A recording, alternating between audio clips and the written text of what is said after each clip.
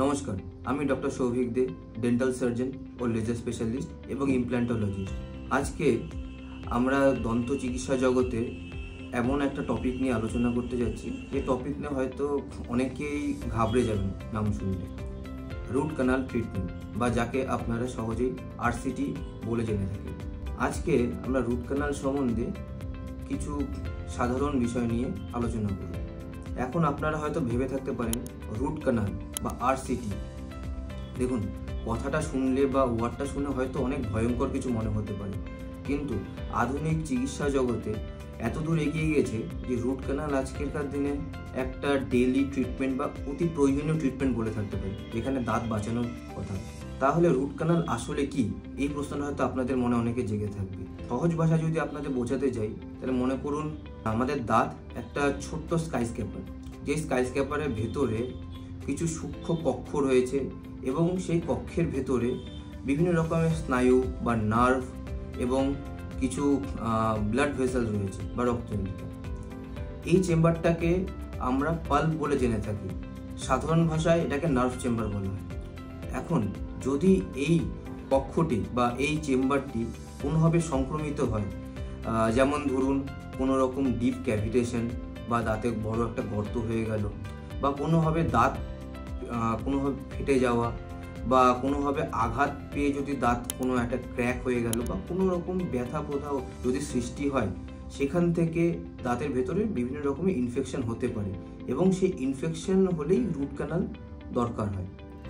এবার কেন এই রুট কানাল প্রয়োজন, কেনই বা দাঁত বাঁচাবেন?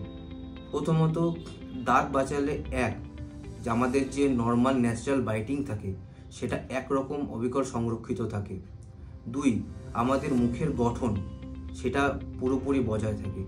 3, দাঁত বাঁচালে যে আমাদের স্মাইল রিজিয়ন বলুন বা যে নর্মাল ন্যাচারাল স্মাইলটা সেটাও বজায় থাকে, যেটা আপনাকে আরও বেশি আত্মবিশ্বাসী এবং আত্মসম্মান বৃদ্ধি করে। এখন আমরা জেনে নিই রুট কানাল সম্বন্ধে কিছু ভুল ধারণা। প্রথমত, রুট কানাল খুব যন্ত্রণাদায়ক বা খুব পেইনফুল। দেখুন, যেমনটি আমি আগেই বলেছি, রুট কানাল কোনো রকম ব্যথা বা কোনো রকম পেইনফুল ট্রিটমেন্ট নয়। আজকালকার দিনে টেকনোলজি বা চিকিৎসা জগতে এতটা অ্যাডভান্স হয়ে গেছে, রুট কানাল কার্যতই ব্যথাবিহীন হয়ে উঠেছে।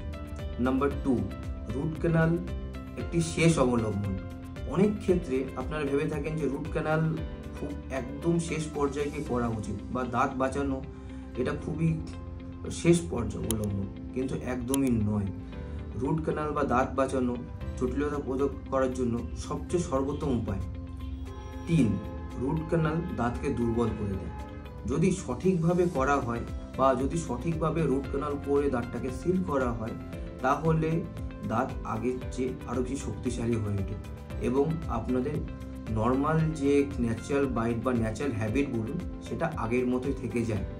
এবার বলছি, চিকিৎসা পরিবর্তন যন্ত্র অনুযায়ী রুট কানাল চিকিৎসা পরিবর্তে আপনাদের ডাক্তারের কিছু নির্দেশ পালন করা উচিত, এবং সেই বলতে পারেন পোস্ট কেয়ার যেগুলো থাকে বা আফটার রুট কানাল ট্রিটমেন্ট, সেখানে কিছু রকম ডাক্তারের পরামর্শ যেগুলো দেওয়া হয় সেগুলো মান্যতা দেওয়া উচিত।